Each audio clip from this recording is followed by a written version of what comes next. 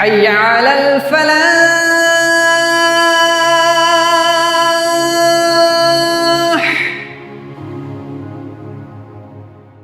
بسم اللہ الرحمن الرحیم. عزیز طلبہ، آپ کے سامنے ایک معزز مہمان ڈاکٹر عبید اللہ فہد فلاحی صاحب تشریف رکھتے ہیں. آپ اس وقت تحصیل علم کے آداب اور امام غزالی کے موضوع پر آپ کے سامنے خطاب فرمائیں گے. آپ کے خطاب سے پہلے اور پروگرام کی شروعات میں میں چاہتا ہوں کہ کلام اللہ سے اس پروگرام کا آغاز کیا جائے. قرأت کے لیے میں عبد المعز عربی ششم کو دعوت دیتا ہوں کہ آپ تشریف لائیں اور تلاوت کلام پاک سے اس پروگرام کا آغاز کریں.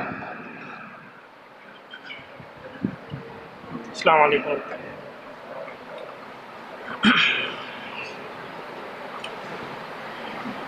اعوذ باللہ من الشیطان الرجیم.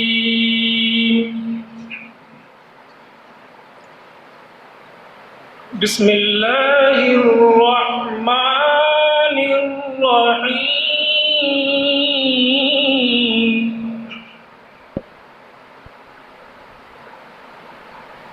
لا يستوي أصحاب النار وأصحاب الجنة.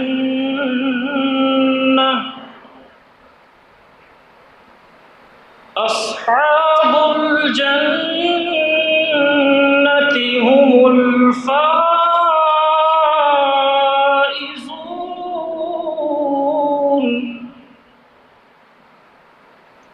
لو أنزلنا هذا القرآن على جبل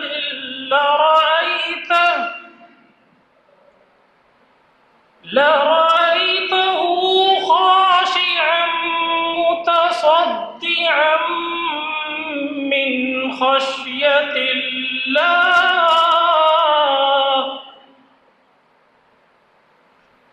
وتلك الأمثال نضربها للناس لعلهم يتفكرون.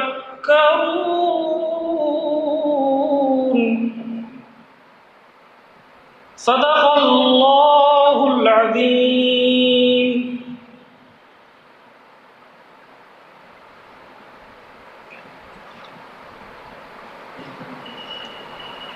عزیز طلبہ،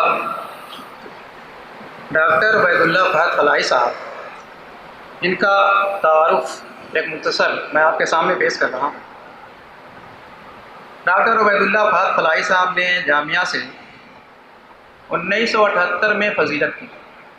اس کے بعد آپ نے علی گڑھ سے PhD کی ڈگری حاصل کی اور اسلامی ریاست میں سورہ کا تصور اور اس کے معاصر تعبیرات، یہ آپ کا موضوع رہا ہے. اس موضوع پر آپ نے PhD کا مقالہ حاصل کیا. آپ مختلف کتب اور تراجم کے مصنف اور مترجم رہے ہیں، جن کی تعداد 93 تک پہنچتی ہے. آپ نے مختلف کتابیں بھی تصنیف کی ہیں اور مختلف کتابوں کے تراجم بھی کیے ہیں. آپ نے مختلف موضوعات پر مقالات بھی لکھے ہیں اور مضامین بھی لکھے ہیں. ان کی تعداد 342 ہے. اسلام اور علمی سیاست کے موضوع پر آپ کی خدمات کو دیکھتے ہوئے 13واں شاہ ولی اللہ ایوارڈ آپ کو 2019 میں دیا گیا ہے. آپ مجلس شورا اور مجلس تعلیمی کے رکن ہیں. پروفیسر موصوف کا پہلا تقرر شعبہ اسلامیات 1992 میں ہوا علی گڑھ میں. پھر ترقی کے مراحل طے کرتے ہوئے آپ 1998 میں ایسوسی ایٹ پروفیسر اور 2016 میں پروفیسر سے آپ کو نوازا گیا. اپریل 2017 میں اسلامک اسٹڈیز کی سربراہی آپ کے ذمہ کی گئی. یہ ہے آپ کا مختصر تعارف. میں اس تعارف کے بعد موصوف سے درخواست کروں گا کہ آپ تشریف لائیں اور تحصیل علم کے آداب اور امام غزالی کے موضوع پر اپنا خطاب فرمائیں طلباء کے سامنے.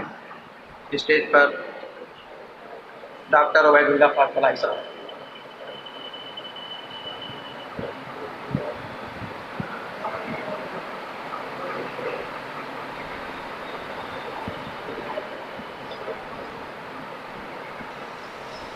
رب اشرح لي صدري ويسر لي امري واحلل عقدة من لساني يفقهوا قولي.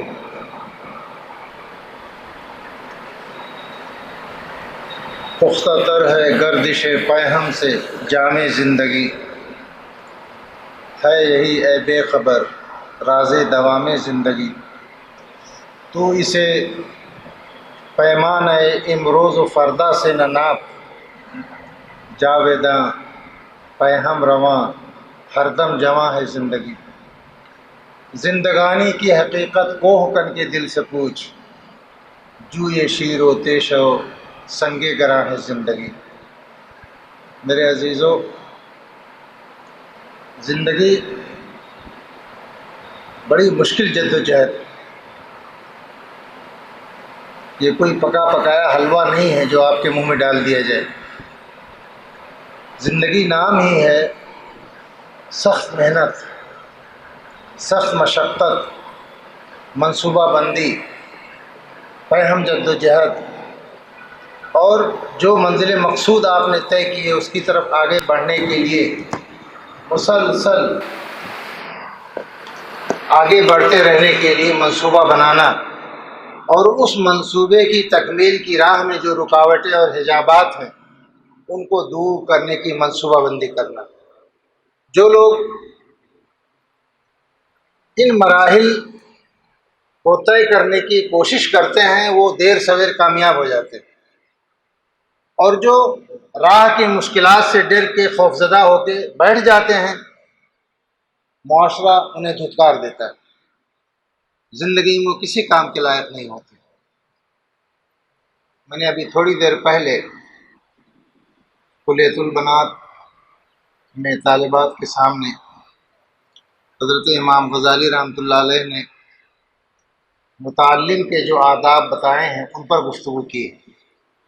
میں ان باتوں کی تکرار نہیں کرنا چاہتا. ان نکات کو جس پر میں ابھی تھوڑی دیر پہلے گفتگو کر چکا ہوں اس سے آگے بڑھتے ہوئے ان کی توسیع کرتے ہوئے دو تین نکات پر آپ کی توجہ مبذول کرانا چاہتا ہوں.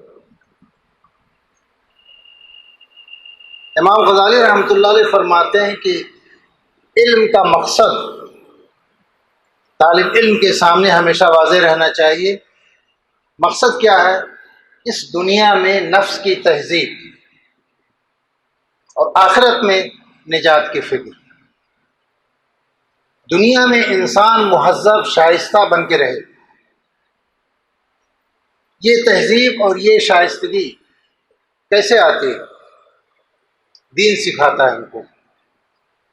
دین کے احکامات، رسول پاک صلی اللہ علیہ وسلم کا اسوہ، صحابہ کرام کی زندگی، یہ ہمیں ایک بھرپور کامیاب زندگی گزارنے کے گن اور ہنر سکھاتی ہے. اس لیے علم کا مقصود پیسہ کمانا، عزت اور شہرت حاصل کرنا، دولت اور فتح مندی کے جذبات رکھنا، یہ علم کے لیے حجاب ہے، رکاوٹ. اور جو لوگ علم دین حاصل کرتے ہیں ان کے لیے تو سراپا حجاب ہے، مکمل رکاوٹ ہے. ان جذبات کے ساتھ آپ دین کا علم حاصل نہیں کر سکتے. سماجی علوم، جدید علوم، معاصر علوم کا مقصد بھی یہی ہے، ایک مہذب، سنجیدہ سول سوسائٹی کے تقاضوں کو پورا کرنے والا انسان بنانا. یہ تمام علوم کا مقصد ہے، اور اسلام تو ان تمام علوم کا ماحصل ہے. اسلام کسی رہبانیت کی تعلیم نہیں دیتا.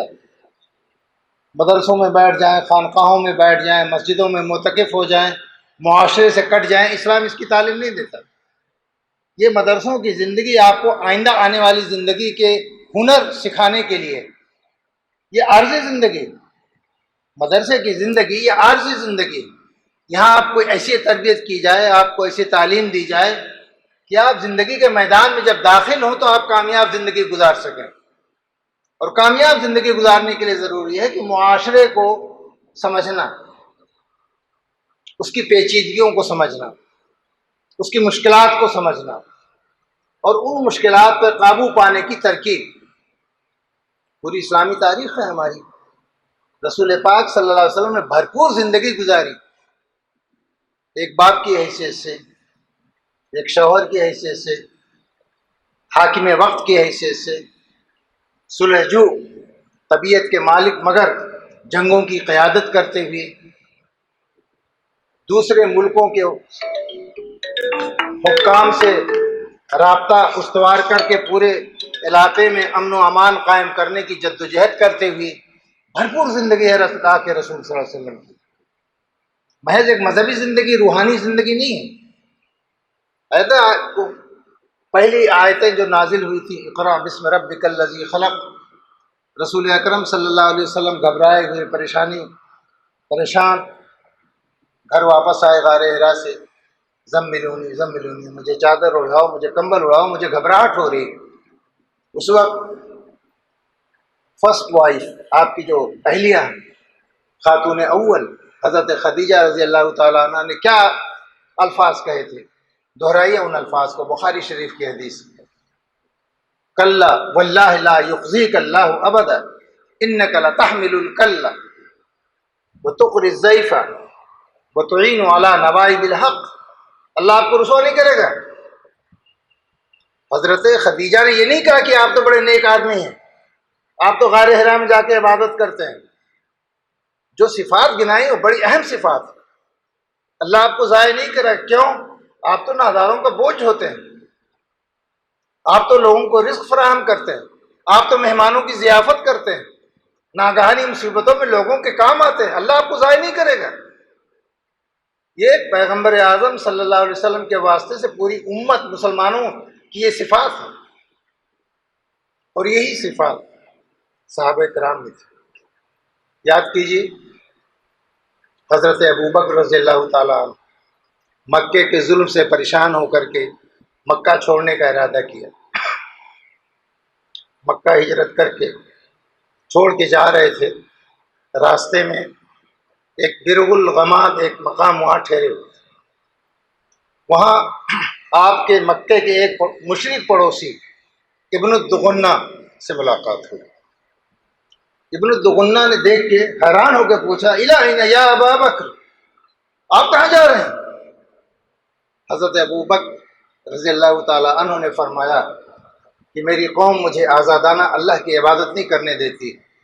میں کسی ایسے ملک میں جا رہا ہوں، ایسی سرزمین جہاں مجھے آزادی سے عبادت کرنے کی اجازت ملے، موقع ملے. کیا کہا تھا ابن الدغنہ نے؟ وہی الفاظ جو حضرت خدیجہ نے رسول اکرم صلی اللہ علیہ وسلم کی شان میں کہے تھے. آپ جیسے آدمی ملک چھوڑ کے نہیں جا سکتے. آپ تو غریبوں کے کام آتے ہیں، ناداروں کے بوجھ ہوتے ہیں، مہمانوں کی ضیافت کرتے ہیں. واپس چلیے میرے ساتھ. آپ نہیں ملک چھوڑ کے جا سکتے. آپ جیسے لوگوں کی اس ملک کی ضرورت ہے. وہ انہیں پکڑ کے واپس لایا ابن الدغنہ، اور قریش کے سرداروں کے سامنے پہنچ کے کہا، اتخرجون رجلا مثل ابا بکر، تم ابو بکر جیسے لوگوں کو تم اس ملک سے نکالنا چاہتے ہو؟ ان رجلا مثل ابا بکر لا یخرج ولا یخرج. بڑے دبدبے سے اس نے کہا، ابو بکر جیسے لوگ نہ ملک چھوڑ کے جائیں گے نہ ان کو نکالا جائے گا، میں پناہ دیتا ہوں. وہ صفات گنائی. یہ ابو بکر کون ہیں؟ یہ وہ ہیں جو تمہارے کام آتے ہیں، خدمت خلق کرتے ہیں. ان کی ضرورت ہم کو ہے، اس سوسائٹی کو ہے، اس قریش کو ہے، مکہ کو ان کی ضرورت ہے. یہ خادم خلق ہونا، یہ مسلمانوں کی وہ صفت تھی جو بدقسمتی سے ہم بھول گئے. مسلمان معاشروں میں رہ کے مسلمانوں کے مسائل میں ایسے الجھے کہ ہم انسانوں کی خدمت اور خیر امت کا جو لقب ہم کو ملا تھا، اخرجت للناس، تمام انسانوں کے لیے نکالے گئے ہیں، انسانوں کی فلاح و بہبود کے لیے نکالے گئے ہیں، وہ مقصد اوجھل ہو گیا. اپنے ہی مسائل میں الجھے رہے. تو حضرت امام غزالی رحمۃ اللہ علیہ فرماتے ہیں کہ نفس کو مہذب بنانا یہ سب سے بڑی خوبی ہے، اور طالب علم کی اس پر نگاہ ہونی چاہیے. اور نفس مہذب ہوتا ہے معاشرے کے مسائل کو سمجھ کر ان کو حل کرنے کے لیے خادم خلق بننے سے. انسانوں کا خدمت گزار بننے سے، محض مسلمانوں کا مسئلہ لے کے آگے بڑھنے سے نہیں، پوری دنیا کے، پوری انسانیت کے مسائل کو لے کے آگے بڑھنے سے، کیونکہ یہ خیر امت ہے، کیونکہ ہمارے رسول رحمۃ اللہ عالمین، کیونکہ ہماری کتاب جو اتری ہے وہ تمام انسانوں کے لیے اتری، ہدی للناس کہا گیا اس کتاب کو۔ تو ہمیں اس مشن کو یاد رکھنا، اپنے نفس کو مہذب بنانا، اور نفس کو مہذب اس لیے بنانا ہے کہ آخرت میں ہماری نجات ہو جائے۔ دنیا دھتکار دے، دنیا میں ہمیں کچھ ملے نہ ملے، ہماری آخرت بچ جائے، اللہ کی رضا ہم کو حاصل ہو جائے۔ لیکن مولانا مودودی رحمۃ اللہ علیہ کہتے ہیں کہ جو اچھا مسلمان ہوتا ہے دنیا اس کے پیچھے بھاگتی ہے۔ ہم اس کو کردار تو پیدا کریں، ہم وہ اسوہ تو بن کے دکھائیں، انسانوں کے لیے خادم بن کے ہم دکھائیں، تو دنیا ہمارے پیچھے بھاگتی ہے۔ یہ پہلا نقطہ ہے جس پر میں اپنے عزیزوں اور اپنے دوستوں کی توجہ مبذول کرانا چاہتا ہوں۔ دوسرا پہلو امام غزالی رحمۃ اللہ علیہ نے جس پر بہت زور دیا ہے وہ یہ کہ علم اور تکبر ایک جگہ جمع نہیں ہو سکتے۔ جن کے اندر علم ہوتا ہے ان کے اندر جھکاؤ، خاکساری، تواضع، خوش خلقی، انسانوں کے کام آنے کا جذبہ بدرجہ عتم یہ صفات ان کے اندر پائی جاتی ہیں۔ کوئی عالم ہو، دانشور ہو، فلسفی ہو، سائنسداں ہو، اور وہ اروگینٹ ہو، متکبر ہو، انا کا شکار ہو، وہ عالم نہیں، جھوٹا علم اس کے پاس۔ علم جیسے جیسے بڑھتا جاتا ہے ویسے ویسے انسان کی اعلیٰ درجے کی جو صفات ہیں، کوالٹیز ہیں، وہ ترقی کرتے جاتے ہیں۔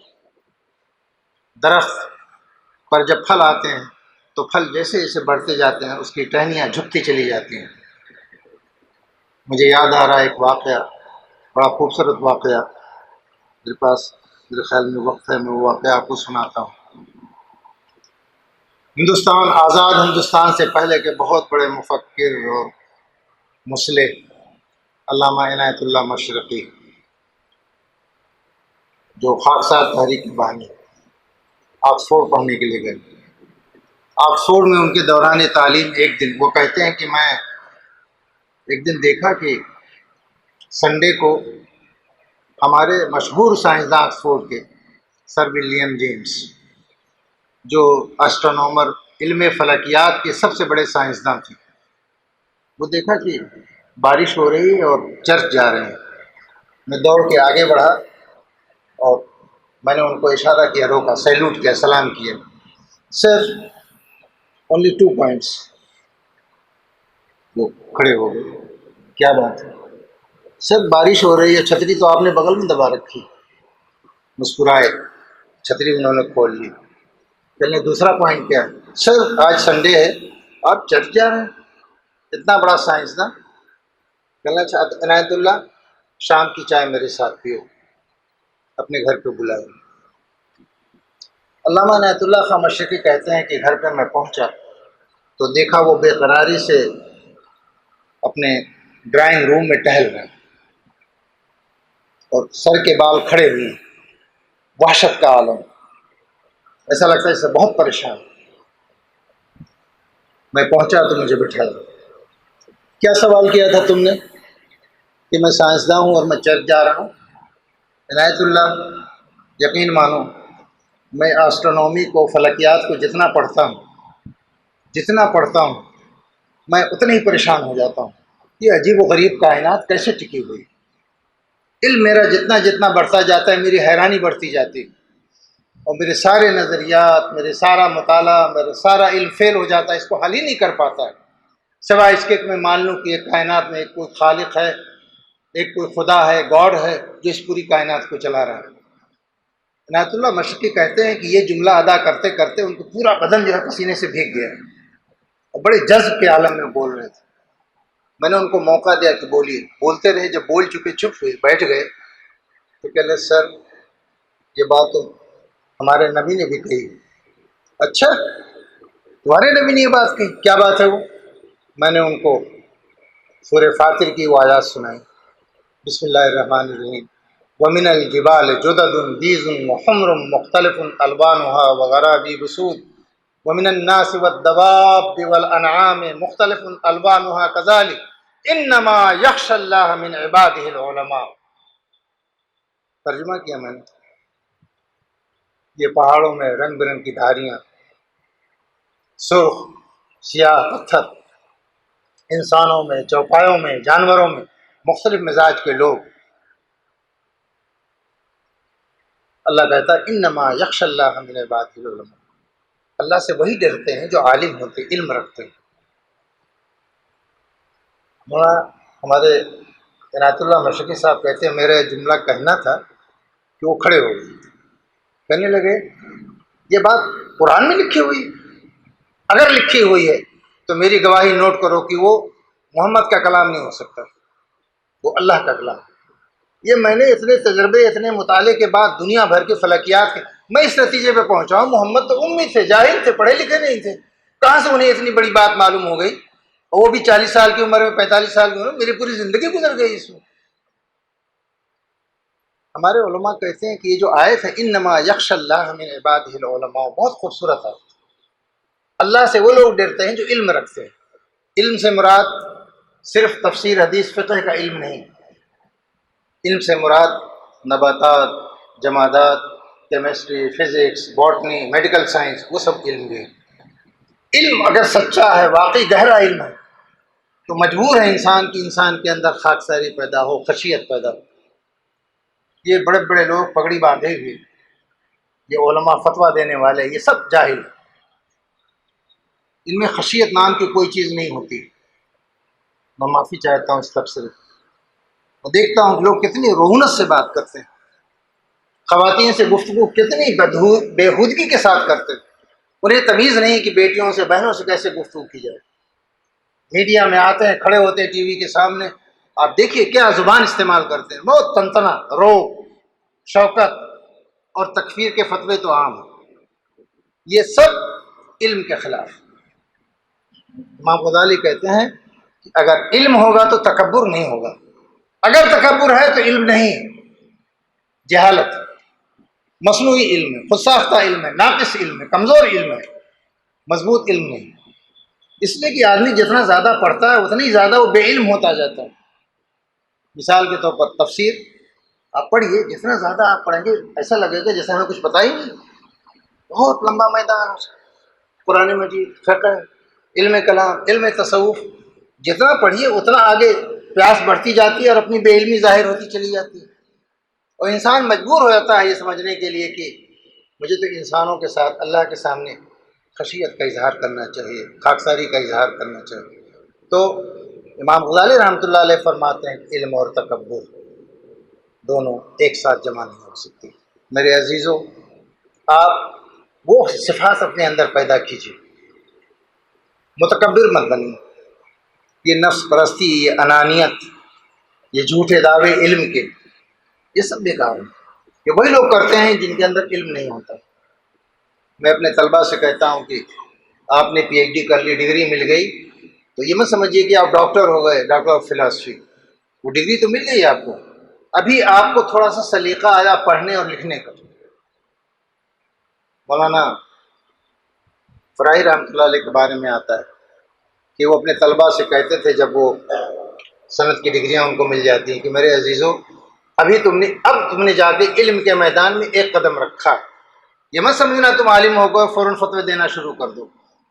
یہ بہت بڑا المیہ ہے کہ ہمارے طلباء مدارس سے فارغ ہوئے نہیں کہ فتوی بازی شروع ہو جاتی، بے محابہ، گفتگو کرنے کا سلیقہ بھی نہیں ہوتا ان کو۔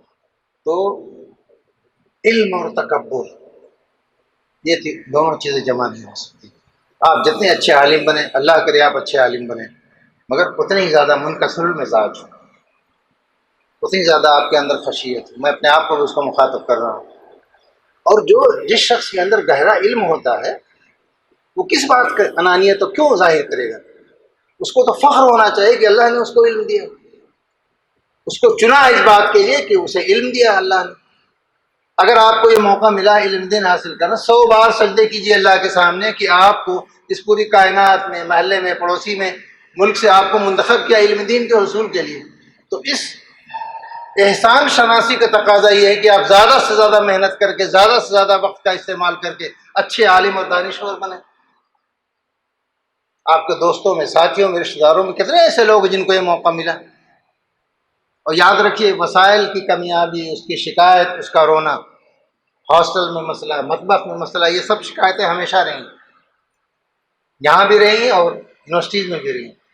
جو لوگ شکایت کرتے ہیں وہ آگے چل کر زندگی میں بھی شکایت ہی کرتے رہ جاتے اور کوئی بڑا کام نہیں کر پاتے۔ اور جن کے سامنے منزل مقصود واضح ہوتی ہے، جو موقع مل گیا، جو میسر آ گیا کھا پی کر کے، اور جو اساتذہ مل گئے ان سے فیضیاب ہو کر کے وہ اپنی منزل متعین کر لیتے ہیں، آگے بڑھ جاتے ہیں۔ آپ کیا سمجھتے ہیں کہ میرے زمانے میں اساتذہ بہت اچھے تھے اب بہت خراب ہو گئے؟ ایسا کبھی نہیں ہوا، اساتذہ وہی ہیں۔ یہ طالب علم پر منحصر ہے کہ وہ اپنی منزل متعین کرے، اس کے حساب سے حالات سے، وسائل سے استفادہ کرے۔ جو لوگ آگے بڑھتے ہیں وہ ان چھوٹی چھوٹی چیزوں میں الجھ کے اپنا وقت ضائع نہیں کرتے، وہ اللہ کا شکر ادا کرتے ہیں کہ چلیے چنے کی روٹی، چنے کا سالن یا ناشتہ ملا، کھانے کے لیے کچھ تو وسائل مہیا ہوئے، ہمیں جو وقت ملا ہوا ہم زیادہ سے زیادہ اکتساب کریں، علم حاصل کریں، اور جو یہ موقع ملا ہوا ہے ہم اپنے آپ کو ایک عالم دانشور کے طور پر اس کی ابتدا ہم آج سے کر لیں۔ تیسرا پہلو جس پر حضرت امام غزالی نے بڑا زور دیا وہ ہے اپنے نسب العین سے اپنے حصول علم کا رشتہ واضح رکھنا چاہیے۔ پہلے اپنا نسب العین طے کیجیے، ہم یہاں کیوں آئے ہیں، اور جو علوم ہم پڑھ رہے ہیں اس کا اس نسب العین سے کیا تعلق ہے۔ اگر آپ کا نسب العین ہے کہ عالم بن کر کے معاشرے میں جانا، عزت اور شہرت حاصل کرنا، دولت کمانا، تو اس حساب سے آپ طے کیجیے۔ آپ کا نسب العین اگر یہ ہے کہ معاشرے میں جا کر کے معاشرے کی اصلاح کرنا، علم دین کی روشنی پھیلا کر معاشرے سے برائیوں کو دور کرنا، دین کی اقامت کرنا، دین کی دعوت کا کام کرنا، اگر وہ آپ کا نسب العین ہے تو پھر اس کے حساب سے یہ سوچئے کہ جو علوم ہم پڑھ رہے ہیں ان کا رشتہ کیا ہے۔ یہ قرآن مجید اور یہ تفسیر، یہ حدیث، یہ فقہ، یہ انگریزی، یہ ہندی، یہ سائنس، جو کچھ بھی ہم پڑھتے ہیں ہمارے منزل مقصود اور ہمارا جو اصل نسب العین ہے اس سے باہم کتنا مربوط ہو رہا ہے۔ یہ رشتہ اگر ہماری نظروں میں واضح ہوگا تو ہمیں علم کو حاصل کرنے میں مزہ آئے گا، ایک جنون کی کیفیت طاری ہو جائے گی، ایک دیوانگی ہوگی کہ ہم اپنے نسب العین کی طرف بڑھ رہے ہیں اور جو موقع ملا ہوا اس کا صحیح استعمال کر رہے ہیں، اور نسب العین ہی نہیں آپ کا واضح ہے تو آپ جو بھی چاہیں پڑھتے رہیں علم غلم، کسی علم میں نہ کمال حاصل کر سکیں گے نہ معاشرے کے لیے خادم انسانیت بن سکیں گے۔ اور یاد رکھیے گا کہ کوئی رکاوٹ ایسی نہیں ہے دنیا میں جو آپ کو اچھا عالم بننے سے، خادم خلق بننے سے روک سکے۔ یہ غربت اور عمارت کے مسائل، یہ اور چھوٹی چھوٹی باتوں پر حکایت اور شکایت، یہ مسئلے کا حل نہیں۔ میں کبھی کبھی اپنی خود کہانی بیان کرتا ہوں تو لوگوں کو یقین نہیں آتا۔ بہت غریب ماحول سے میں آیا، آپ تصور نہیں کر سکتے۔ میرا داخلہ عربی مکتب پنجم کے بعد علاقے کے مدرسے میں، مدرسہ اسلامیہ کرارا، وہاں ہوا۔ ابا مجھے سائیکل پہ بٹھا کے بس اسٹینڈ تک لے گئے، مجھے بس پہ بٹھایا۔ میری عمر مشکل سے اس وقت 9 سال 10 سال تھی۔ چھوٹا سا صندوق چاہے اسی میں سارا سامان رکھا ہوا، مجھے بس پہ بٹھایا۔ بغل میں ایک ہندو بزرگ بیٹھے تھے، ان سے کہا بابا یہ ڈبروا تھانہ پہ ان کو اتار دیجیے گا اور بکسا ان کے سر پہ رکھ دیجیے گا۔ بس جب چلنے لگی تو ابا نے جیب سے 2 روپیہ نکالا، مجھے دیا۔ میں نے کہا ابا مجھے پیسوں کی ضرورت نہیں، اماں نے سارا سامان خرید کے، کاپی کتاب سیاہی یہ سب رکھ دیا ہے، میں کیا کروں گا پیسہ۔ مجھے یاد ہے ابا ہمارے روم میں بیٹھے، اور ان کا وہ انداز اور ان کے وہ جملے آج تک مجھے چپ ہوتے ہیں. کہنے لگے بیٹا ایک غریب باپ کی طرف سے انعام سمجھ کے رکھ لو. وہ 2 روپے میں نے رکھ لیے. 1 مہینے میں وہاں رہا, وہ پیسے خرچ نہیں ہوئے. میں واپس گیا جب تو وہ 2 روپے نکال کے میں نے اپنی اماں کو دیا. اماں نے ڈانٹا مجھے کہ ہمارے بچے کتنے پاگل بیوقوف ہیں, باپ نے 2 روپے لیے وہ بھی خرچ نہیں ہو سکے. ابا نے ہمارے کہا کہ کون کہتا ہم لوگ غریب ہیں, جس کے ایسے بیٹے ہوں وہ غریب نہیں. انتہائی غربت میں انہوں نے فیصلہ کیا اپنے بچوں کو پڑھانے کا. 6 بیٹے. اور اس وقت 1960 میری پیدائش ہے, 1962 میں وہ جماعت اسلامی کے رکن بنے. بالکل شروع میں جب میں گاؤں میں پڑھتا تھا وہ کہا کرتے تھے کہ جب کبھی اسلامی ریاست قائم ہوگی میرے بیٹے 6 صوبوں کے گورنر ہوں گے. ان کی تعلیم کیا تھی؟ درجہ 2 کے پڑھے ہوئے تھے. یہ حالت تھی کہ وہ شین قاف بھی ان کا درست نہیں تھا. جماعت اسلامی کے علاقے کا اجتماع ہوا, ملک حبیب اللہ قاسمی رحمۃ اللہ علیہ وہ وہاں موجود تھے. اس میں امیر گاؤں کے ہمارے امیر ایک دوسرے عبد المعبود خان صاحب تھے. رپورٹ انہوں نے تیار کی گاؤں کی جماعت کی, پڑھنے کے لیے دے دیا ابا کو.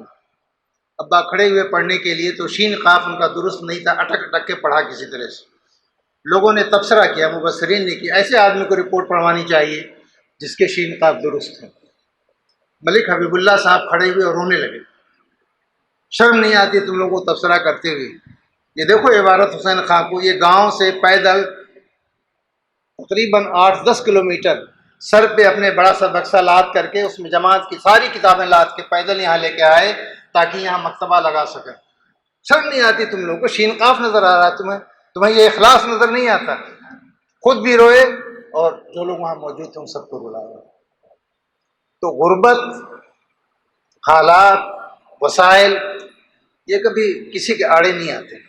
آپ ہمت کیجیے, جنون ہونا چاہیے آپ کے اندر پڑھنے کا, آگے بڑھنے کا, ترقی کرنے کا, بڑا آدمی بننے کا, خادم خلق بننے کا. آپ ابھی سے طے کریں کہ ہمیں کیا بننا ہے, کس فیلڈ میں کس موضوع پہ ہمیں تیاری کرنی ہے, اور آگے چل کر کے ہمیں کس طرح سے معاشرے کی خدمت کرنی ہے, وہ آپ ابھی سے طے کریں. اور جو موقع آپ کو 5 سال 7 سال 2 سال 4 سال یہاں ملا ہوا اس کا بھرپور استعمال کیجیے. آپ آگے چل کر کے 10 سال 15 سال کے بعد بڑے آدمی بن جائیں گے, دنیا آپ کی تعریف کرے گی اگر ابھی سے آپ منزل متعین کر لیں. میرے عزیزوں, یہ مشکل کام ہے, لیکن آپ مشکل کام کا انتخاب کیجیے. جو بڑے لوگ ہوتے ہیں وہ مشکل کام کا ہی انتخاب کرتے ہیں. میں پچھلے دنوں دا ہندو اخبار ڈیلی ہے, اس کا ایک سپلیمنٹ آیا, انہوں نے تمام بڑے بڑے لوگوں کے انٹرویوز چھوٹے چھوٹے کر کے چھاپے, میں نے اس کو محفوظ کر لیا. ان سب کی داستان تقریباً اسی طرح کی, غربت میں, سخت حالات میں کیسے انہوں نے تعلیم حاصل کی. اس میں ایک انٹرویو میں نے پڑھا, 82 سال جن کو نوبل پرائز ملا, ان کا اپنا واقعہ بیان کیا کہ گاؤں میں لائٹ نہیں ہوتی تھی, اندھیرا ہو جاتا تھا, تو باہر نکل کے پیڑ پہ چڑھ کر کے اور شاخیں کاٹ دیتا تھا میں کہ اوپر سے کچھ روشنی, وہاں بیٹھ کے پڑھتا تھا میں. اور 82 سال کی عمر میں نوبل پرائز ونر میں دنیا نے ان کے سامنے قدم جھکائے, اپنے سر جھکائے. تو یہ حالات کا رونا, شکایت ہے, یہ سب کوئی معنی نہیں رکھتی ہیں اگر آپ کو آگے بڑھنا ہے, اگر آپ کو اپنی منزل مقصود متعین کرنی ہے اور اس منزل کو پانا ہے. یہ 3 صفات بہت اہم ہیں. علامہ اقبال نے کہا تھا کہ علم نے مجھ سے کہا کہ عشق ہے دیوانہ پن, علم نے مجھ سے کہا کہ عشق ہے دیوانہ پن, عشق نے مجھ سے کہا کہ علم ہے تخمین و ظن, بندے تخمین و ظن کرم کتابی نہ بن. عشق سراپا حضور, علم سراپا حجاب. علم کے ساتھ عشق ہونا چاہیے, جنون ہونا چاہیے, دیوانگی ہونی چاہیے, تب وہ علم اس لائق بنتا ہے کہ انسانوں کی خدمت کرنے کے قابل ہو سکے. شکریہ آپ سب کا. السلام علیکم ورحمۃ اللہ وبرکاتہ.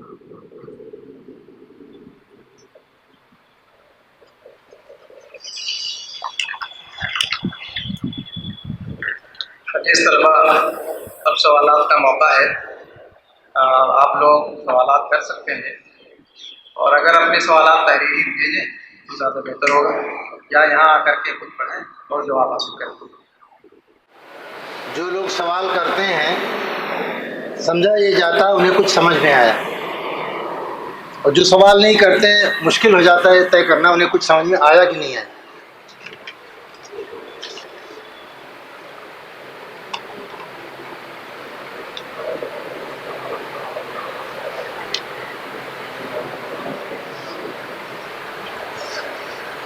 جامعہ کے مقاصد میں کہ یہاں دینی اور دنیاوی تعلیم بہترین امتزاج ہو، مگر جامعہ کے جو نصاب تعلیم ہے شعبہ اعلیٰ کا، اس میں نصاب تعلیم میں دنیاوی تعلیم برائے نام، اس پر توجہ کی ضرورت ہے۔ یہ بالکل صحیح بات ہے کہ مقاصد میں ہے کہ دینی اور دنیاوی تعلیم کا امتزاج ہو، مگر ہر کالج، ہر یونیورسٹی، ہر ادارے کا ایک اسپیشلائزیشن ہوتا ہے، تخصص۔ علی گڑھ مسلم یونیورسٹی کا اپنا بھی ایک تخصص ہر ادارے کا ہوتا ہے، اس تخصص پر وہ زیادہ توجہ صرف کرتا ہے، دوسرے علوم کو بھی پڑھاتا ہے۔ جامعہ قائم ہوا ہے اصلاً دینی علوم کی فروغ کے لیے، تو ثانوی تک یا عالمیت تک دوسرے علوم بھی اس میں شامل ہیں، مگر دھیرے دھیرے ہماری منزل جیسے جیسے آگے بڑھتی ہے وہ دینی علوم کے اختصاص کی طرف بڑھتی چلی جاتی ہے۔ اگر ہم ایسا نہ کریں تو جامعہ کو قائم کرنے کا کوئی مقصد ہی نہیں رہ جاتا۔ تو کسی بھی ادارے کے قیام کا جو بنیادی مقصد ہے اسپیشلائزیشن، تخصص، اس میں ضروری ہے کہ اس میں زیادہ وقت دیا جائے، زیادہ پیریڈ دی جائیں، زیادہ کتابیں دی جائیں، اساتذہ زیادہ اچھے اس فن کے ہوں۔ یہ معاملہ جامعہ کا بھی، یہ کوئی استثناء نہیں ہے۔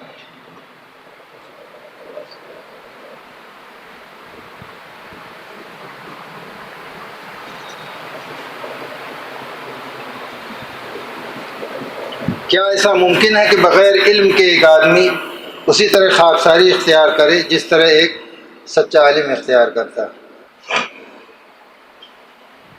بالکل ممکن ہے۔ خاکسار اور متواضع ہونے کے لیے ضروری نہیں ہے کہ کوئی بہت بڑا عالم، لیکن ایک بے علم شخص،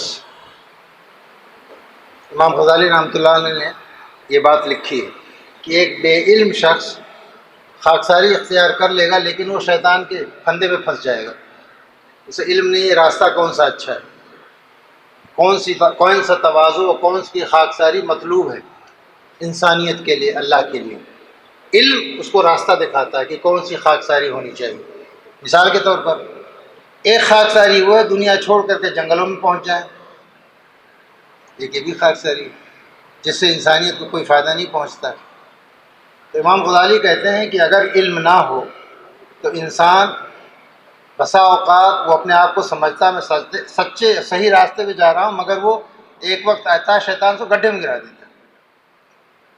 تو علم کے ساتھ خاکساری، علم کے ساتھ ہو تو انسانیت کے لیے مفید ہے، علم کے ساتھ نہیں ہے تو خطرہ ہے کہ وہ کہیں وبال جان نہ بن جائے اور انسانیت کے لیے نافع ہونے کے بجائے نقصان دہ ہو جائے۔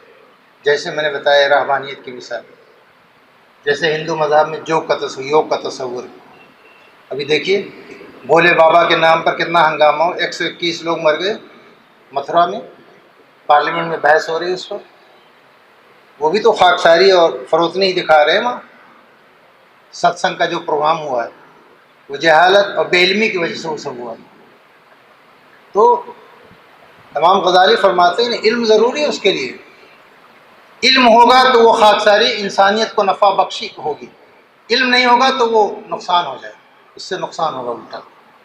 اس سماج میں جاہل لوگ بڑے بڑے پوسٹ پہ آ رہے ہیں، ان ایجوکیٹڈ، جس سماج میں ان ایجوکیٹڈ آدمی بڑے بڑے پوسٹ پہ ہیں، اس سماج کے نوجوان کو ہم کیسے بتائیں یا کیسے اسے اصلاح کریں کہ اب علم کے ذریعے بڑے آدمی بن سکیں؟ ہاں علم تو جہالت ہی کو دور کرنے کے لیے، اگر پورا معاشرہ جاہل ہے تو اس کا مطلب یہ نہیں کہ ہم جہالت کو فروغ دیں، ہماری ذمہ داری بس یہ ہے کہ جتنا علم ہم نے حاصل کیا ہے اور جو ہمیں وقت مل رہا ہے اور ہمارے آس پاس کا جو ماحول ہے اس میں ہم علم کی روشنی پھیلائیں۔ ہم نے کوئی ٹھیکہ نہیں لیا پوری دنیا کا۔ علیکم انفسکم لا یضرکم من ضل اذا اہتدیتم۔ میں آپ کو ایک واقعہ سناتا ہوں۔ مولانا سید ابو العلا مودودی رحمۃ اللہ علیہ پاکستان منتقل ہوئے تو وہاں جماعت اسلامی نے الیکشن میں حصہ لیا پہلی بار، اور بری طرح سے جماعت اسلامی ہار گئی۔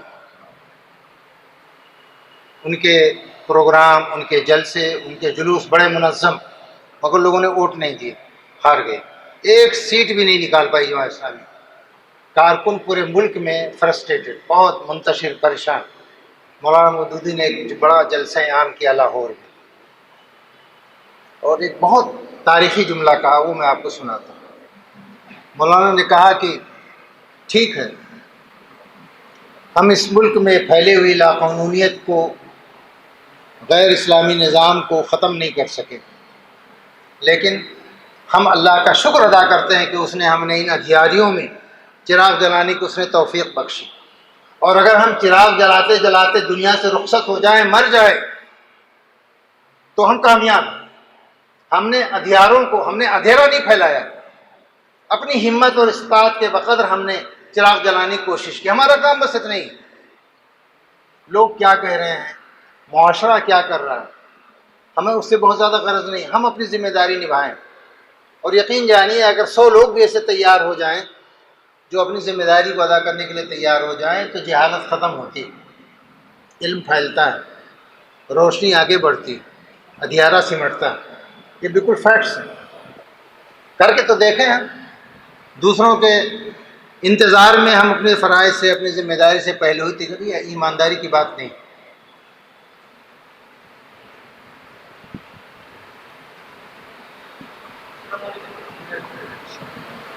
علاقے کے بزرگ اشخاص جو معاملات کی نظر سے، وہ اپنی نظر سے یہ پہلے معاملات ہے، لیکن وہ معاملات کی اور بے علم ہے۔ ہم ان کو کس طرح سمجھائیں کہ آپ غلط کام کریں اور آپ کے لیے صحیح راستہ یہ ہے۔ ان کو ٹوکنے کی ضرورت نہیں۔ ہم اگر سچے علم کے عامل ہیں، ہم خاکسار بن کے دکھائیں، ہم ان کا احترام کریں۔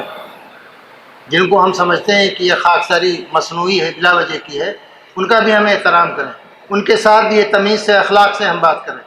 ہم یہ ثابت کریں کہ ہم جامعۃ الفلاح کے نمائندے ہیں، ہم علم کے نمائندے ہیں، ہم بدتمیزی نہیں کریں گے، ہم بد اخلاقی نہیں کریں گے، ہم دشمنوں کے ساتھ بھی وہ حرکت نہیں کریں گے جو ہمارے ساتھ کرتے ہیں۔ ہمارا ہر رویہ شرافت کا ہوگا، متانت کا ہوگا، سنجیدگی کا ہوگا۔ یہ رویہ اگر ہم اپنائیں تو ان کو بھی بات سمجھ میں آئے گی، ختم ہوگا وہ غرور، وہ تکبر۔ ٹوکنے سے نہیں ہوتا ہے، وہ کردار، وہ ماڈل پیش کرنے سے ہوتا ہے۔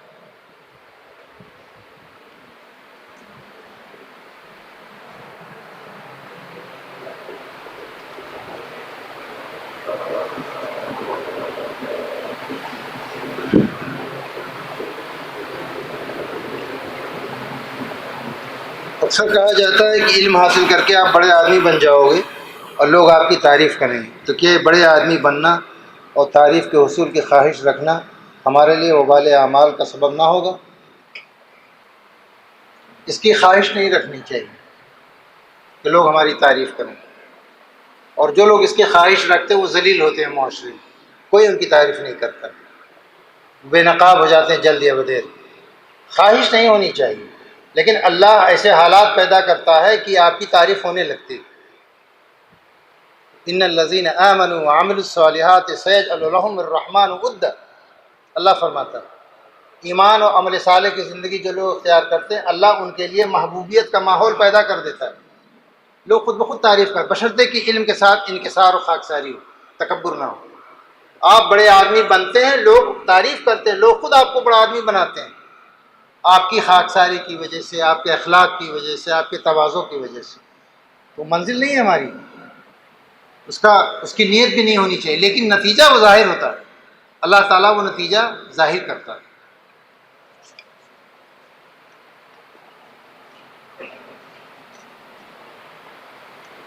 علم کا مقصود تہذیب نفس اور آخرت میں نجات ہے، لیکن اگر ہم دینی علوم کی فراغت کے بعد دنیاوی علوم میں قدم رکھتے ہیں تو وہ سب کے سب تہذیب نفس کو ختم کرنے والے اور آخرت سے بیزار کر دینے والے ہیں۔ تو آخر وہ کون سی بنیادیں ہیں جن کے ذریعے سے ہم ان کا مقابلہ کریں، ان کے چیلنجز کو؟ بہت اچھا سوال ہے۔ یہ سوچنا بالکل غلط ہے کہ سارے علوم جو ہیں وہ تہذیب نفس کے خلاف لے جا رہے ہیں، نہیں ہے ایسا۔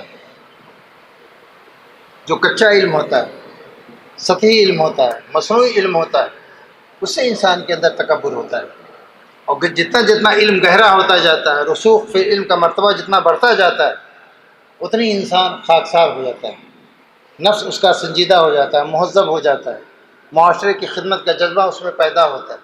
میں نے ایک نمایاں مثال پیش کی ہے، سر ولیم جویس، جو بہترین، وہ ایک مثال ہے۔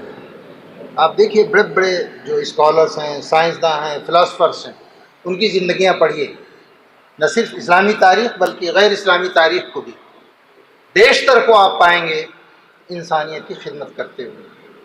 جو بڑے عالم دانشور ہیں جن کا نام ہے دنیا میں، کچھ نہ کچھ وہ دنیا کو دے کے گئے، وہ خدمت کر کے گئے، وہ دنیا کو سنوارا، انہوں نے دنیا کو مفید بنایا انہوں نے انسانوں کے لیے۔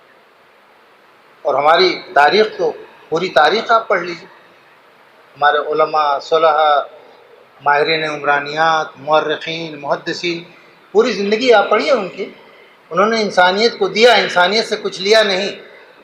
تو یہ کہنا بالکل صحیح ہے کہ علم سے تہذیب نفس کا سلیقہ آتا ہے، اگر علم گہرا ہو، سچا علم، اور جو سطحی علم ہوتا ہے، کتابی علم ہوتا ہے، جس کو اللہ اقبال نے کہا کرم کتابی نہ بن، کتابی کیڑا بن کے آپ رہ جائیں، کتاب کا رٹ رٹ کر کے آپ عالم بن جائیں، اس سے نہیں آتا۔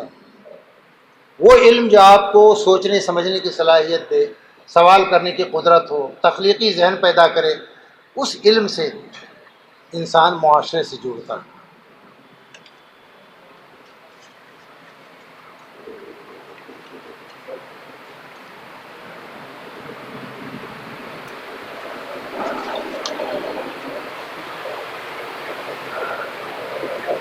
جس معاشرے میں مسلکی تعصب کی بنیاد پر دوسرے مکتب فکر کے علماء سے اجتناب کیا جاتا ہے، وہاں کس طرح خدمت خلق کا فریضہ انجام دیا جا سکتا ہے؟ اسی معاشرے میں خدمت خلق کی زیادہ ضرورت ہے جہاں مسلکی تعصب ہے۔ ہم مسلکی تعصب کے علمبردار نہ بنیں، ہم انصاف کریں سب کے ساتھ۔ یہ دیوبندی، بریلوی، یہ شیعہ سنی، یہ جو جھگڑے ہم نے پال رکھے ہیں، ان سے ہم اوپر اٹھیں۔ ملت واحدہ کا جو تصور ہے اس کو اپنے ذہن میں رکھیں ہم۔ میں مثال دیتا ہوں، دیکھیے بتاتا ہوں آپ کو۔ آسام میں ہمارے مولانا بدر الدین اجمل قاسمی دیوبند کے فاضل، حنفی مکتب فکر کے عالم ہیں، لیکن انہوں نے کوچنگ کی جو کلاسز IAS IPS کی تیاریاں جو انہوں نے کرائیں، اس میں اسی مسلک اور مکتب فکر کی کوئی، یہاں تک کہ ہندو مسلم کا بھی فرق نہیں کیا۔ اور آج ابھی پچھلے دنوں جو رزلٹ آیا، اس کے نتیجے میں BJP پوری طرح سے پریشان ہے۔ لکھیم پور کھیری میں ایک منسٹر نے الیکشن سے پہلے ان کا نام لے کے کہا، پڑھو تم لوگ، پڑھو تم لوگ۔ میں نے وہ ویڈیو دیکھا، نہیں پڑھو گے سائنس اور انجینئرنگ میں، نہیں پڑھو گے تو بدر الدین اجمل جو اچک لے جائے گا تم لوگوں کو۔ مسلمانوں کے تمام مکتب فکر کی حمایت ان کو حاصل بدر الدین اجمل۔ کیوں؟ وہ نمونہ پیش کیا انہوں نے۔ تو جس معاشرے میں مسلکی اور یہ فرقہ وارانہ ذہن ہے، اسی معاشرے میں تو ضرورت ہے خدمت خلق کی، اسی معاشرے میں تو ضرورت ہے خیر امت کا جو فریضہ اس کو ادا کرنے کی۔ اور یہ تعلیم جو فقہی توسع یہاں دی جاتی ہے آپ کو جامعۃ الفلاح میں، اور فقہ مقارن جو آپ کو پڑھایا جاتا ہے، اسی لیے پڑھایا جاتا ہے کہ یہ سارے فقہ، سارے مکاتب، یہ سب قرآن و سنت کی بنیاد پر استوار ہیں، ان میں کوئی بحث مباحثہ، ان میں کوئی نزاع، یہ مطلوب نہیں ہے اسلام میں۔ مل جل کر کے معاشرے کی ترقی کے لیے آگے بڑھنے کی ضرورت ہے۔ کیا ہمارے معاشرے میں مولوی یا مفتی کی حیثیت ایک خراب حالت میں، اگر ہم کسی مولوی کی اصلاح کی بات کرتے لوگ اس کو بیوقوف سمجھتے ہیں۔ تو آپ مولوی کی اصلاح کرنے اٹھے کیوں؟ کس نے کہا آپ سے؟ اپنی اصلاح کیجیے نا. علیکم انفسکم. آپ بہترین عالم اور بہترین مولوی کی مثال پیش کیے دنیا کے سامنے, خود بخود لوگ آپ کی طرف لپکیں گے. میں علماء دیوبند کے درمیان بھی گیا, وہاں میں نے بھی لیکچر دیا. شیعہ حضرات کے یہاں کئی سیمیناروں میں اٹینڈ کیا میں نے. اہل حدیثوں کے یہاں بھی میں جاتا ہوں, میں سب کے یہاں جاتا ہوں. لوگ بلاتے ہیں, اس لیے کہ آپ فرقہ وارانہ سوچ مت رکھیے. وہ بات کیجیے ملت کے مفاد کی, جو اسلام کی بات, تو لوگ آپ کو بلائیں گے. کیا ہندو ہو کیا مسلمان, سب بلائیں گے آپ. پچھلے دنوں ظفر محمود خان صاحب دلی میں جو زکوٰۃ پبلک اسکول چلاتے ہیں, IAS کی کوچنگ کرتے ہیں, میرا لیکچر انہوں نے کیرلا میں سنا تو مجھے انہوں نے جو IAS کے جو سلیکٹ ہوئے تھے کینڈیڈیٹ بلایا ہوئے پہلی بار ان کے اورینٹیشن کے لیے کہ آپ ذرا مذہبی نقطۂ نظر سے سماجی خدمت کا جذبہ ان پیدا کرنے کی کوشش کی. بلاتے ہیں لوگ آپ کو جب آپ ڈھنگ سے بات کریں. اور اگر آپ دیوبند و بریلی اور شیعہ سنی میں لگے رہیں کوئی نہیں پوچھے گا آپ کو. آپ کے اپنے مکتب فکر کے لوگ کچھ دنوں کے لیے پوچھیں گے, لیکن جب احساس ہوگا کہ یہ تو خالی خولی برتن خالی آواز دیتا ہے, چھوڑ دیں گے آپ کو. ترجمانی تو کیجیے آپ اسلام کی. بدقسمتی یہ ہے کہ ہم لوگ اسلام کی ترجمانی نہیں کر پاتے, کسی مسلک کی ترجمانی کرتے ہیں. چاہے جماعت اسلامی ہو, تبلیغی جماعت ہو, مولانا مودودی ہو, مولانا اشرف علی تھانوی ہو, یہ سب ملت کی خدمت کے ادارے ہیں. سب اپنے اپنی حیثیت میں ملت کی خدمت کر رہے ہیں. سب کو جتنا جس کیپیسٹی میں ہم تعاون کر سکتے ہیں خیر کے کاموں میں, تعاون کے کاموں میں, تقویٰ کے کاموں میں ہمیں کرنا چاہیے. اور جہاں جہاں ہم کو لگے کہ یہ منفی پہلو ہے وہ ہم نظر انداز کریں, اس کو اس میں نہ شامل.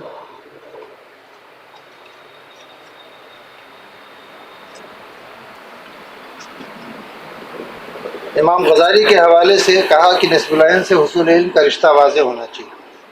مختصراً بتائیں کہ ہمارا نصب العین کیا ہے. ہمارا نصب العین ہے جامعۃ الفلاح کا ایسے افراد تیار کرنا جو جدید اور قدیم علوم کا بہترین نمائندہ بن کر معاشرے میں تعمیر اور اصلاح کا کام کر سکیں. یہی نا جامعۃ الفلاح کے قیام کا مقصد. اب ہم جب فقہ پڑھیں, تفسیر پڑھیں, ہندی پڑھیں, انگریزی پڑھیں, کوئی بھی مضمون پڑھیں, تو ہمارے ذہن میں رہے کہ ہماری منزل ہے معاشرے کی اصلاح اور تعمیر. اس سے ہم کو کتنا فائدہ ہو رہا ہے. ہندی ہم پڑھ رہے ہیں تو یہ ذہن میں رہنا چاہیے کہ ہندی ہم صرف اس لیے نہیں پڑھ رہے ہیں گد پت یاد کر لیا, کچھ الفاظ یاد کر لیے, نہیں. ہندی اس لیے ہم پڑھ رہے ہیں کہ ہم معاشرے میں جائیں گے تو ہندو برادران وطن جو ہمارے ان کے ساتھ ان کی زبان میں, آسان زبان میں ان کے دکھ درد کو سمجھ سکیں گے, ان کے مسائل کو سن سکیں گے, ان سے بات کر سکیں گے, ان سے اسلام کی تعلیم کے بارے میں باتیں کر سکیں گے. ہم ریاضی اگر پڑھ رہے ہیں, میتھمیٹکس, تو ہمارے ذہن میں رہنا چاہیے کہ ہم باہر جب معاشرے میں جائیں گے تو یہ کیلکولیشنس کی جو تھیوریز ہیں یہ ہمیں معاشرے میں کام آئیں گے. انسانوں کے نفع نقصان کو سامنے رکھ کر معاشرے کی تعمیر ہو. یہ سارے علوم یہ سب معاشرے کی تعمیر و اصلاح میں کام آئیں گے اگر ہمارے سامنے نصب العین واضح ہو. اور نصب العین اگر واضح نہیں ہے تو قرآن مجید کا علم بھی اس ضلالت کا ذریعہ بن جاتا ہے. نیت ہماری درست نہیں. اللہ فرماتا ہے کہ اس کتاب کے ذریعے سے بہت سے لوگوں کی ہدایت دیتے ہیں اور بہت سے لوگوں کو گمراہ کر دیتے ہیں. تو نصب العین واضح ہونا چاہیے. پھر نصب العین کے تعلق سے اس علم اور اس فن کا رشتہ کیا ہے وہ بھی سامنے رہنا چاہیے.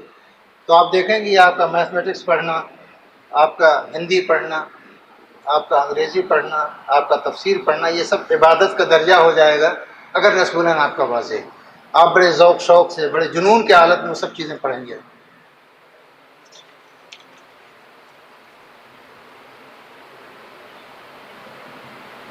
فلاح کے تناظر میں فراغت کے بعد کن علوم کی طرف زیادہ توجہ دینی چاہیے, کیونکہ تمام علوم تہذیب کے خلاف نہیں. آپ ابھی سے یہ پسند کریں کہ آپ کا رجحان کس علم کی طرف زیادہ ہے, یعنی جو مارکس ملتے ہیں نمبرات, آپ کو کس مضمون میں زیادہ نمبرات ملے, اسی سے اندازہ ہوگا آپ کی دلچسپی اس مضمون میں کتنا ہے. آپ نے اسے زیادہ پڑھا ہے, آپ کا لگاؤ اس سے زیادہ ہے, تو دھیرے دھیرے اس مضمون کی کتابیں, امہات کتب جو ہیں اچھی کتابیں پڑھیے اور مطالعہ کیجیے, غیر درسی مطالعہ کیجیے. آگے چل کر کے وہ منزل اور واضح ہوتی جائے گی. وہ ابھی سے طے کریں۔ مدارس سے مسلمانوں کو کیا فائدے ہیں؟ ایک سوال یہ ہے، اس ملک میں اگر مدارس نہ ہوتے، علامہ اقبال کہتے ہیں، یہ میری بات نہیں، علامہ اقبال رحمۃ اللہ علیہ ایک دن پنجاب میں اپنے گھر کے باہر چارپائی کھٹیا پہ بیٹھے ہوئے تھے، بنیان ونیان پہنے ہوئے لنگی۔ ان کے خادم کی روایت ہے کہ کسی ہائی اسکول کے مینیجنگ کمیٹی کے لوگ علامہ اقبال سے ملنے آئے اور کہا کہ حضرت ہماری رائے یہ ہے کہ وہ ہائی اسکول کو ختم کر کے مدرسہ بنا دیں۔ علامہ اقبال یہ سوال سن کر کے اٹھ کے بیٹھ گئے، وہ بڑا تاریخی جملہ کہا۔ انہوں نے کہا کہ اگر اس ملک میں ان مدرسوں کو تم بند کر دو گے تو جانتے ہو کیا ہوگا؟ وہی ہوگا جو میں قرطبہ میں مسلمانوں کا حشر دیکھ کے آیا ہوں۔ اس ملک میں اسلام زندہ ہے تو ان مدرسوں کی وجہ سے۔ بہت بڑی بات کہی، وہ بھی علامہ اقبال نے کہی، کسی مولوی نے نہیں کہی، اس شخص نے کہی ہے جو مغرب کے فلسفے اور افکار پہ عبور رکھتا تھا۔ مسلمانوں میں اتنا ذہین آدمی کوئی پیدا نہیں ہوا انڈیا میں۔ علامہ اقبال نے بات کہی کہ اگر ان مدرسوں کو بند کر دو گے تو اس ملک میں مسلمانوں کا وہی حال ہوگا، اچھوتوں سے بدتر ہوگا، اسلام ختم ہو جائے گا۔ اگر آخرت کو سنوارنے کے لیے علم، تو کیوں کہا جاتا ہے کہ علم حاصل کر کے دنیا کو سنوارا جائے؟ میں نے کہا کہ امام غزالی نے فرمایا کہ علم کا دو مقصد، ایک تو نفس کی تہذیب، معاشرے کو بنانا، معاشرے کو سنوارنا، معاشرے کی ضروریات کو پوری کرنا، اور یہ ضروریات پوری صرف دین سے نہیں ہوتی، دینی علوم سے نہیں ہوتی، اس کے لیے ضروری کہ تمام علوم حاصل کیے جائیں۔ امام غزالی کہتے ہیں کہ کچھ علوم وہ ہیں جن کا حاصل کرنا فرض عین ہے، جیسے دینی علم، کچھ علوم وہ ہیں جن کا حاصل کرنا فرض کفایہ ہے، جیسے engineering, medicine, medical sciences, chemistry, botany. وہ کہتے ہیں کہ وہ علوم جن کی ضرورت کسی معاشرے کو ہو سکتی ہے، ان علوم کا حاصل کرنا فرض کفایہ ہے، تو ان علوم کو بھی حاصل کیا جائے۔ دنیا تو پیچھے پیچھے خود ہی بھاگ کے آتی ہے، دنیا حاصل کرنے کے لیے دوڑ بھاگ نہیں کرنی پڑتی، اگر آپ ان علوم کو حاصل کریں دنیا پیچھے پیچھے آتی ہے۔ موجودہ حالت میں امت مسلمہ کے لیے صرف علم کتنا سود مند ہوگا اگر ان کی حالت کو درست کرنا ہے۔ موجودہ کیا ہمیشہ سے علم کے بغیر معاشرے کی اصلاح نہیں ہو سکتی، مسلم معاشرے کے بھی اور غیر مسلم معاشرے کے بھی۔ علم ضروری ہے معاشرے کو صحیح رخ پر چلانے کے لیے۔ جتنا زیادہ علم ہوگا معاشرے میں اصلاح کے اتنے ہی زیادہ امکانات ہوں گے، جتنی زیادہ بے علمی ہوگی، جہالت ہوگی، معاشرہ میں اتنی تباہی ہوگی۔ یہ تو کھلی ہوئی حقیقت ہے، آج نہیں ہمیشہ سے یہ رہا۔ اسی لیے اللہ کے رسول صلی اللہ علیہ وسلم پر جو پہلی وحی اتری وہ 5 آیتیں بار بار اقرا اقرا علمہ کتاب ما لم یعلم۔ کیوں؟ یہ ٹائم بھی بہت بڑے ہسٹورین ہیں برٹش برطانوی، انہوں نے سوال اٹھایا ہے کہ رسول پاک صلی اللہ علیہ وسلم پر 5 آیتیں اتری تو اخلاقیات کی اور احکام کوئی ذکر ہی نہیں، بس علم ہی علم ہے، کیوں؟